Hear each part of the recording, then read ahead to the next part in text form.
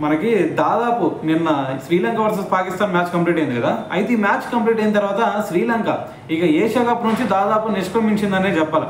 ఎందుకు పోయా అంటే మరి వాళ్ళు కనుక ఫైనల్కి రావాలి అంటే వాళ్ళకి కొన్ని ఛాన్సెస్ ఉన్నాయి. ఆ ఛాన్సెస్ ఏంది, ఇటువైపు ఇండియా చూసుకుంటేనేమో మిగతా ఇంకా 2 మ్యాచ్లు ఉన్నాయి కదా, ఆ 2 మ్యాచ్ల్లో ఇండియా ఓడిపోవాలి. మరి ఇండియా ఓడిపోయిద్దా అంటే ఎట్టి పరిస్థితుల్లో ఆ ఛాన్స్ కనిపించట్లేదు. ఎందుకంటే మరి మన వాళ్ళు ఫామ్ చూస్తే ఏ విధంగా ఉందనేది మీ అందరికీ కూడా తెలుసు.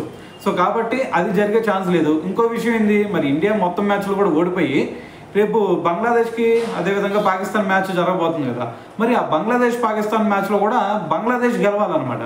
సో ఇటువంటి సిచ్యువేషన్ క్రియేట్ అయితే మాత్రమే ఇటువైపు శ్రీలంక, మరి దాంతోపాటు ఇంకో విషయం ఏంది, శ్రీలంకకి ఇండియాకి మధ్య మ్యాచ్ ఉంది కదా, మరి ఆ మ్యాచ్లో కూడా మరి శ్రీలంక గెలవాలి. సో ఇవన్నీ కూడా జరిగితే మాత్రమే మరి శ్రీలంక ఫైనల్కి వెళ్ళే ఛాన్స్ అయితే కనిపిస్తూ ఉందన్నమాట.